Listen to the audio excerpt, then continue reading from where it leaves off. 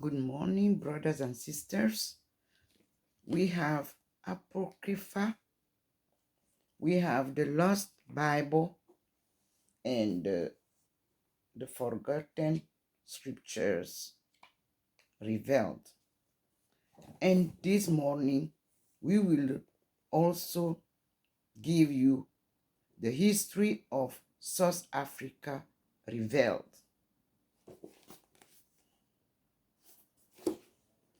by J.D. Omer and Cooper. Here, what is the beginning of the contents give us a very important information. The Khoisan people and Bantu speaking settlement. We have one, and then we have the environment, the earliest people, the San, the Khoi, and we have Iron Age people, the Nguni, the Sotochwana, other Bantu-speaking groups, social, economic, and political organization, chiefdom structure and organization, patterns and expansion, Bantu Khoisan relations. Then we have two, the establishment and earlier development of the Cape colony. There we have the first European settlements, the drive towards colonization, local administration, conflicts and interests between company and settler. Then we have the introduction of slave labor, expansion in farming, where you have alternatives to agrarian farming, the loan farms system. Then we have three, colonial expansion in the 18th century, settlement in the north, settlement in the east, where you have Khoisan reactions to the European presence. Then we have development of commandos. Then we have racial attitudes at the Cape, the rise of Greeka. Then we have racial attitude in the interior. Then we have the last years of company rules, Sosa resistance war. And then three, we have new wine in old bottles is the title. The Cape colony from 1795 to 1834. And then we have, for that, the first British occupation of the Cape, 1795 to 1802. Attempts to bring peace to the frontiers, frontier revolt and Khoi rebellions. Then we have Christian missionaries, conflicts of interest. Then we have the rule of the Batavian Republic, 1803 to 1806. Then we have the return of the British in 1806, which gives us labor shortages, labor laws, and the Khoi. Then we have the struggle for the the ceded territory. Then we have the drive for closer settlement. The 1820 settles shame. Then we have the closer ties with Britain, judicial reform, ordinance number 50. Then we have expansion across the Orange River, Krika claims, frontier relation. Now, 4, we have the mass migration of the Mfecan, Mfecane, and the Great Trek. There we have the rise of northern Nguni states. Shaka, the military leader.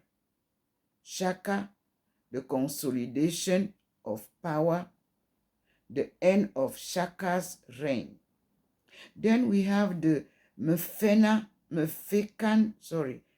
mass migration, where you see the Guni, the Guan, and the Lubi, Soto, Chwana, Ophevels. Then we have Moshoe Shu and the establishment of the Lesotho kingdom. Then we have Nzilikazi and the Ndebele, struggle between survivals. Then we have the effects of the Mfecan, Mfecane, political change, European observations. Then we have the 6th Zosa War of Resistance, Queen Adelaide Province. These are the contents of the beginning of the book. Then we finished that part 4 with the Great Trek, the progress of the Trek, military tactics, earlier Trek groups, Trek government, leaders of the Trek, Ndebele pressed into migration, Dingane and Retief continued conflict, the Battle of Blood River, the death of Dingan.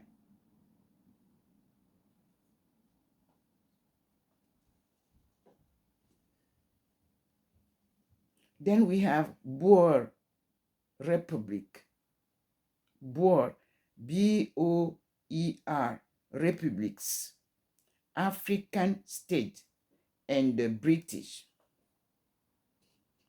There we have development after the Great Trek, British legislation over Trekker lands, the Republic of Natalia, British annexion of Natal, land and settlement shame in Natal, conflicts of interest in Val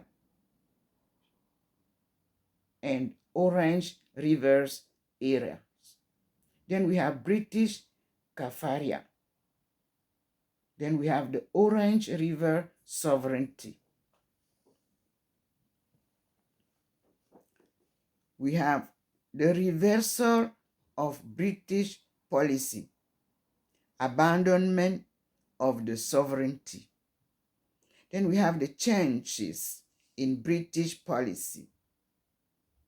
Sir George Grey, the eastern frontier and the interior. Then we have the Orange Free State, formation and earlier history, increasing instability.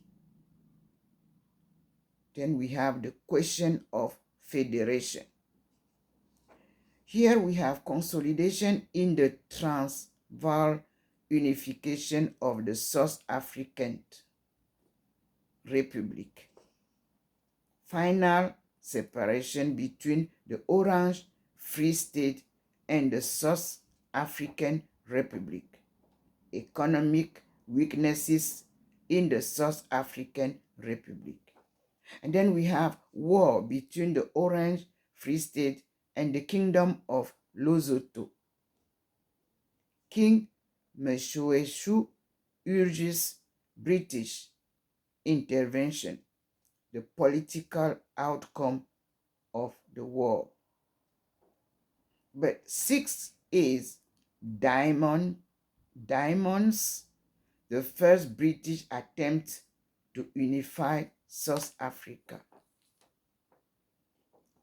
In that part, there is the significance of the diamond fields, increased competition, the beginnings of migrant labor. Then we have rival claims to the diamond deposits. The Kate Awards. Britain takes the diamond fields. Then we have responsible government statute for the cap. The nature of responsible government. Continued stress in Griqualand West. Then we have the Langalibalili affair, the issue of confederation, the London Confederation Conference. Then we have alternative means of achieving confederation, the Transvaal, annexation of the Transvaal. Now we come to the Xhosa War on the eastern frontier, the 9th Xhosa Resistance War, the escalation of conflict. Then we have the Zulu War, imperial desires, Zulu recovery, faction struggles in the kingdom. Sets Wow succeeds. Mpande. Frere 6 War. The British invasion of Zululand. The Battle of Izandwana. The significance of the Zulu victory. The end of the war. And we have the Soto resistance, the gun war. The Putti are driven to rebellion. Morusi besieged Soto disarmament. Then we have parallel resistance to confederation, resettlement in the Transvaal, British policy on withdrawal, arrangement with the Transvaal, the Cap abandons Lesotho, new area, industrial revolution in the diamond fields, amalgamation of the diamond fields, increased control of African working conditions, the many ambition of Cecil Rhodes, new state, new boundaries. We have from chapter 1 to chapter 6. Then we have chapter 7, gold and the unification of South Africa. Initial changes caused by gold mining. Reaction in the Transvaal Volk Road. The nature of rank deposit. Effect of boom on industry. The rush to build rail links. The Politics of Capitalism, Cecil Rhodes, Mining Concession from Lobengula. Rhodes Pioneer Column, Political Tactics in Cap, Changes in Rhodes' Fortune. Organized opposition, in Transvaal. Rhodes' plan to overthrow the Transvaal government. The Jameson Raid. Then we have Ndebele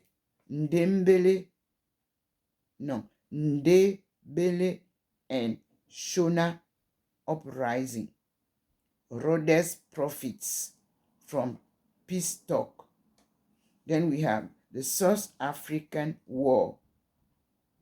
Continuation of conflict in Transvaal. Kruger consolidations his position in the Transvaal. Then we have Milner and the Transvaal. Agitation for show of force moderated attempt negotiation. The course of the war. The Varangian peace terms. Betrayal of African interests. Now we have post-war reconstruction, labor exploitation and social problems, importation of Chinese mine labor, white opposition to Milner's policies, political developments, the foundation of political parties, elections. Then we have economic developments, increased pressures on African in Natal, Bambatas rebellion, white political unity, the need for a closer union, the draft constitution, the Cap franchise, attitude to the constitution. Now we have from union to apartheid, the politics of segregation. We have a changing society, the politics of migrant labor, the first union governments, the breakup of the South African Nation Party, Afrikaner nationalism under Herzog. Then we have the development of African nationalism, early political associations, the establishment of the African National Congress, ANC, the 1913 Land Act,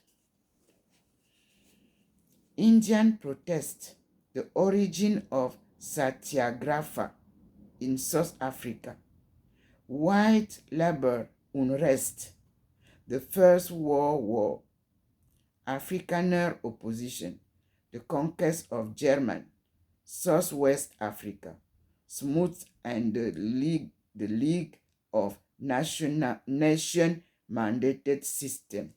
Then we have post-war political developments, white party politics, the birth of the broader bond, the ANC and the struggle for African rights on the run from 1918 to 1920.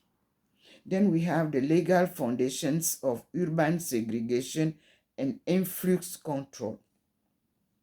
The Build Book, Israelite, and the Bond Wars.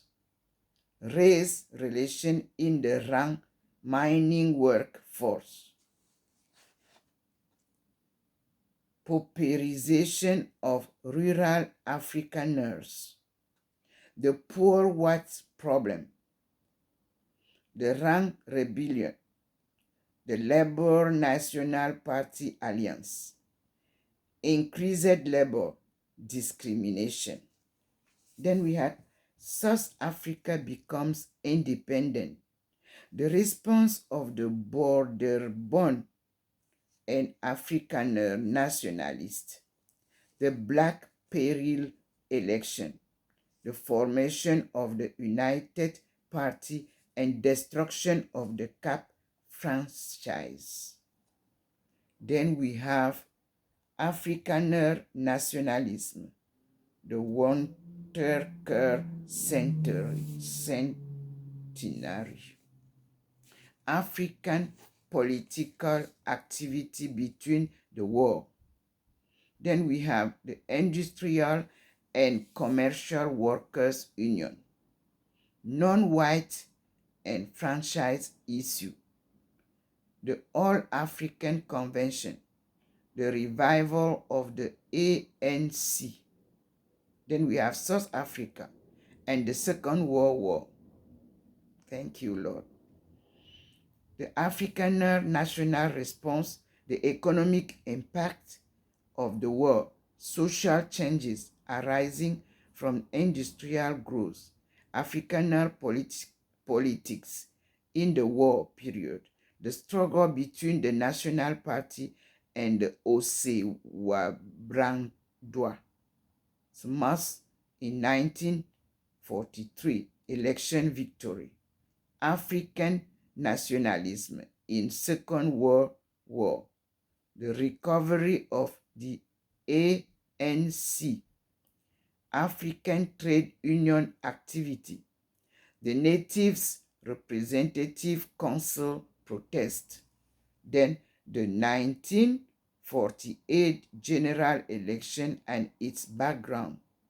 Here we have the policies of the United Party, SMUS, and the United Nations, the National Party and its apartheid policy, the 1948 apartheid election.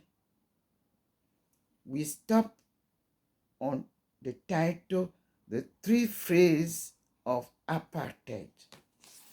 We come to the introduction where we have the illustration of this part 1, which gives us the Khoisan people, chapter 1, and Bantu-speaking settlement. That is the point that the Lord wants us to see, that South Africa was settled by his people. Let us read. The environment is the first subtitle. The environment. In contrast to the tropical lands to the north, the geographical region of South Africa offers a changing and often harsh environment. The great part of the region is upland plateau. Here it is hot in summer and freezing cold on winter nights, when bitter Antarctic air from the south sweeps over the land. Much of the inland plateau tilts gently to the west. Thus, the Orange River forming with the tributary, the main drainage system of the South African high veld, flows westward to the Atlantic. Further to the north, however, the Limpopo, which forms part of South Africa's north border, flows eastward in a wide curve around the northern limit of the plateau. Stretching from the northeast to the south, a mountain escarpment separates the high veld from a lowland coastal strip of varying width. The escarpment rises to its greatest height in the Drakensberg mountain range, which separates the high veld of the Orange Free State and southern Transvaal from the coastal lands of the Transkei and Natal. The high peaks of the Drakensberg range and the associate range of the Maluti Mountains are found within the borders of Lesotho. The Central Plateau itself presents a varied landscape, large expansion of open plain known in Afrikaans as the Platte Land, are broken by mountain ranges. This included the Magaliesberg near Pretoria and much rugged country in the lands near the borders of the Western Transvaal and Botswana. In the far north of the Transvaal lies the Zoutpansberg Range, and further south, the Waterberg Mountain. In Namibia, formerly Southwest Africa, the plateau falls away to an extensive basin in the central Kalahari Desert. In the northeastern Transvaal, the land also drops away to a more low-lying area, the Transvaal Lowveld. Most of the South African region receives its major rainfall between November and April, brought by winds blowing from the Indian Ocean. Rains. Now, Ocean Indian. Rains are heavily on the eastern coastal strip and the mountainous escarpment, and decline as the winds move westward across the plateau area. A cold current which flows northwards along the west coast causes most of the moisture brought by winds from the Atlantic to fall over the sea, so that very little reaches the land. The climate over most of the South Africa thus becomes progressively drier from east to west, with semi-desert or desert conditions in the Kalahari.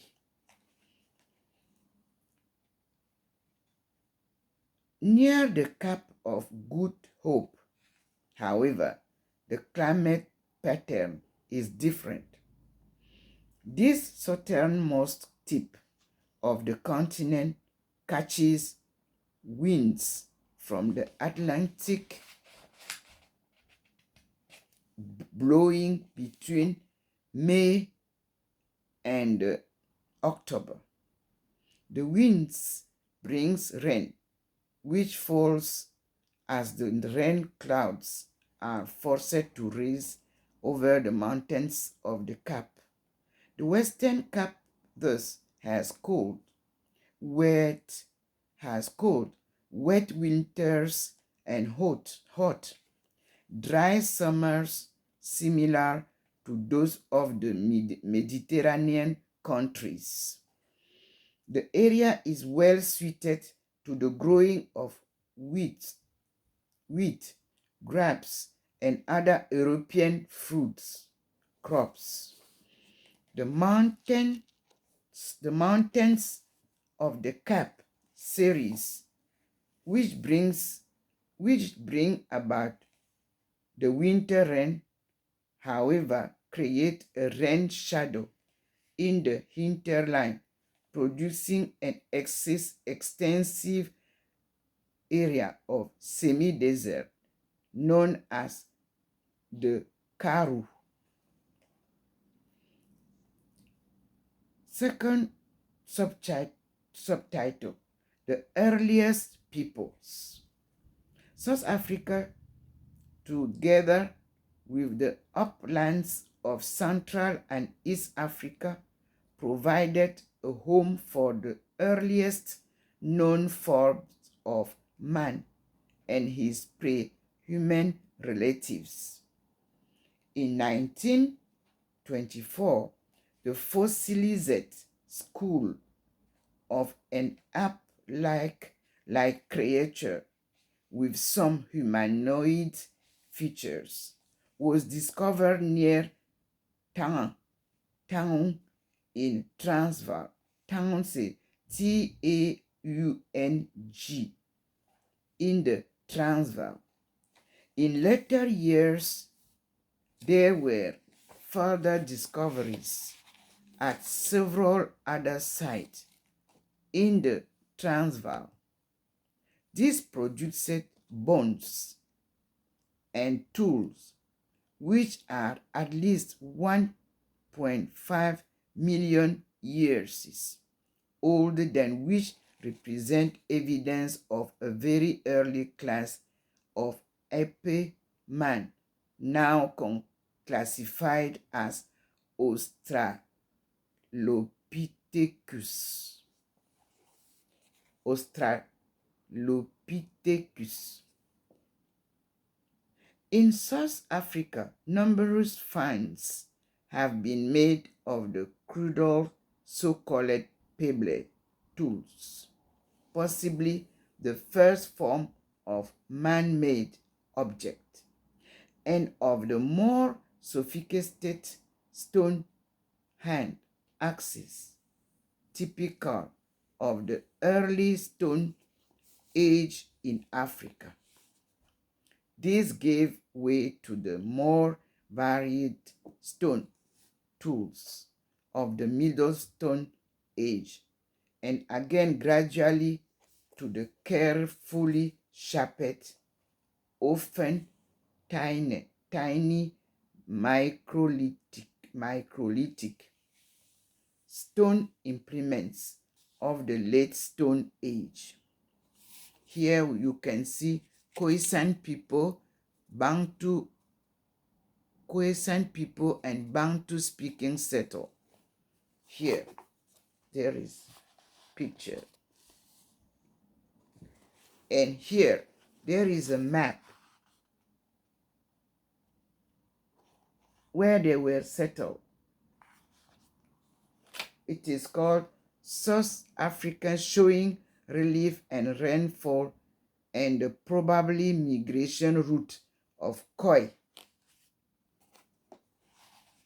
This map shows us how our ancestors migrated in South Africa. Then we say, in some places, the late Stone Age continued right down to historic times. First, they show us a sun rock painting. Now, they talk about the Sun people. The Sun people that you find in China, our first ancestors in China. Here, the Sun. Let us read. In some places, the late Stone Age continued right down to history times. A late Stone Age culture was practiced by the most ancient of South Africa's surviving peoples. The San call it the Tua. In Eton language, Tua is there. Some people carry the name Tua. Okay. Call it the Tua by Bantu speakers and derogatively Bushmen by later European settlers. Vous savez qu'on nous appelait les Étones, les Bushmen. Voici ça ici, que nous retrouvons en Afrique du Sud. Et ce sont les San, comme ça qu'on les appelait en Chine. Mais on dit qu'ils sont les Tois. Ben, ils sont appelés les Tois. Tois veut dire on fuyait. Ou tout. Bantu speakers. Je suis descendante des Bantu. And derogatively, Bushmen by later European settlers.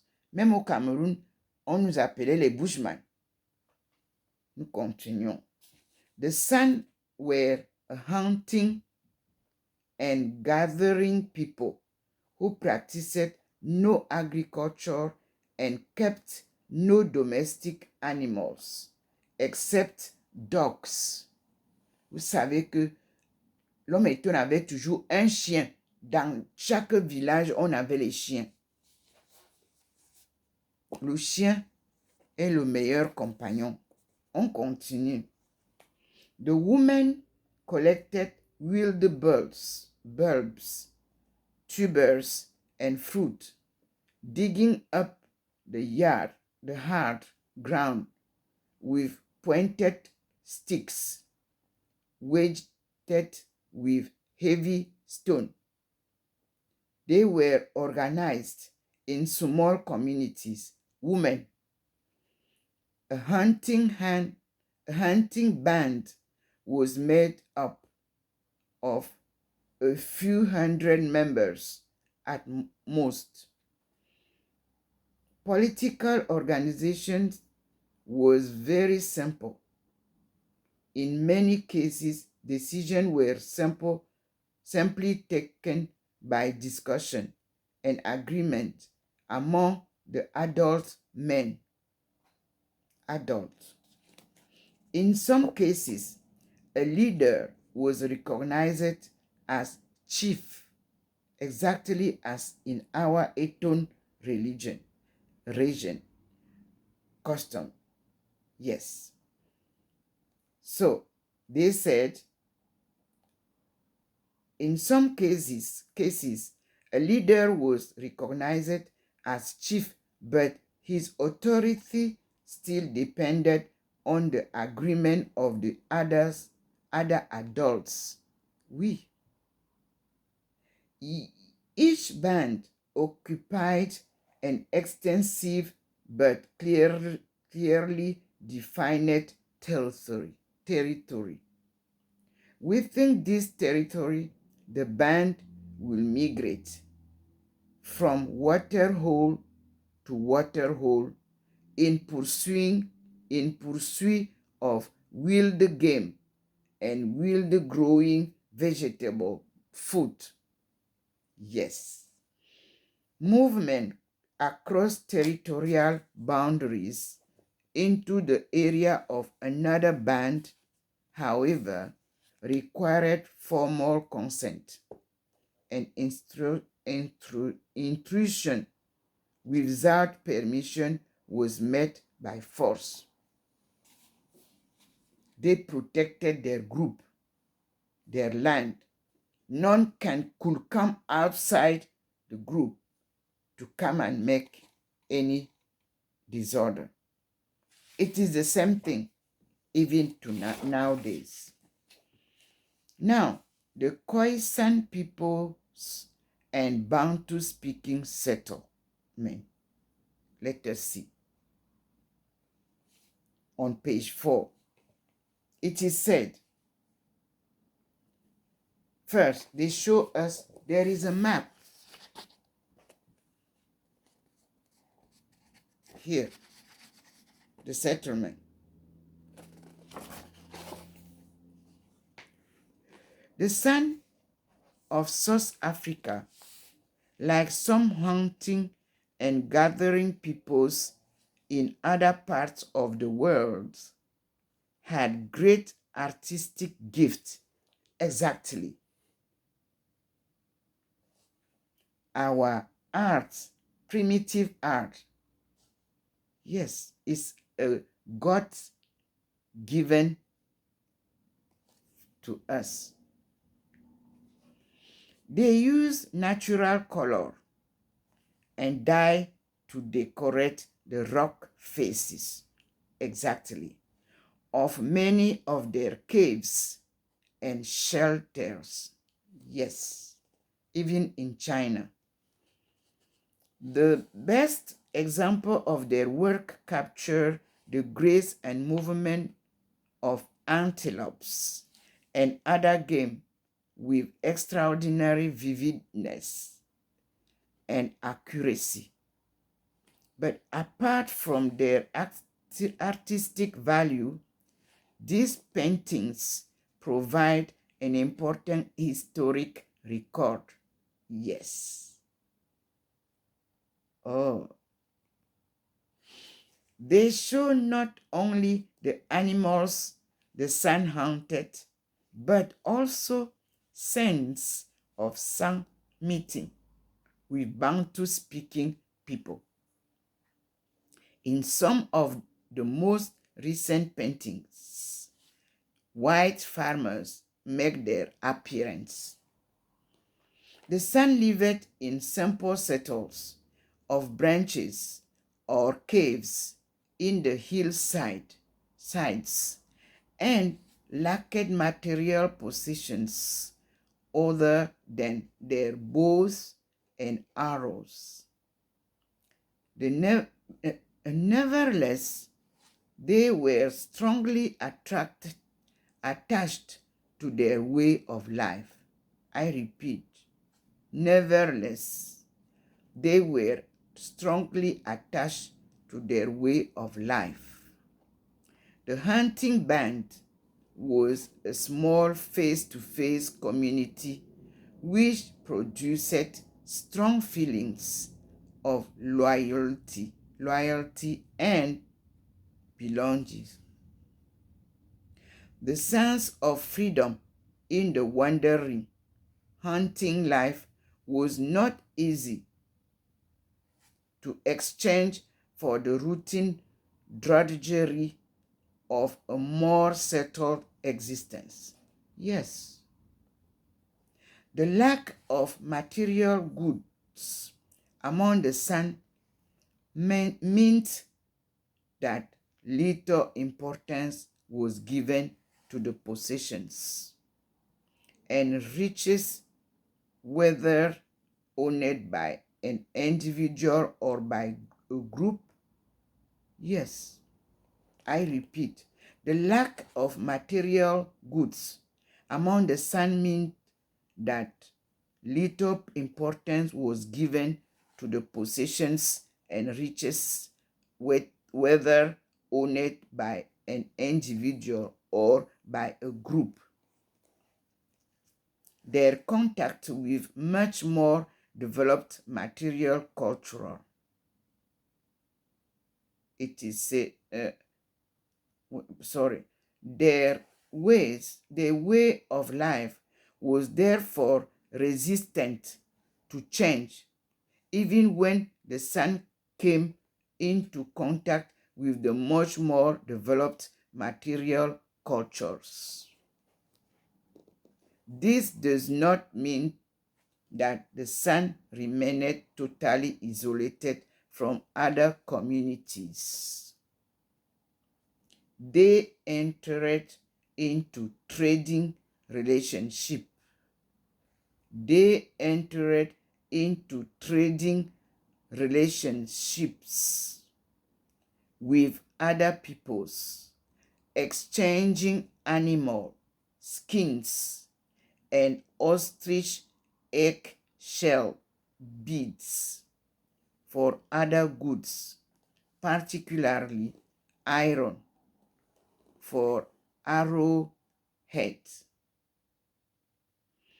The activity may be the background to the origin of people known as the Bear Damas. You quote it Damaras in Namibia. They are our people. The people called Namaras in Namibia. We are same roots. Let's continue. Or we have same root. Let us continue. They are a people of Negro physical type who practice a San way of life and speak a San language. Oh la la, I have to find out if I can listen to their spoken language. They may originally have been traders who traveled into San-occupied areas and for some reason never departed. San communities occasionally entered into permanent political arrangements with other peoples. They sometimes became client communities of Bantu-speaking chiefdom. This meant that in return for tribe and other services, they will then enjoy protection and, in the case, opportunities to barter for metallic and agricultural products. Remember the word barter.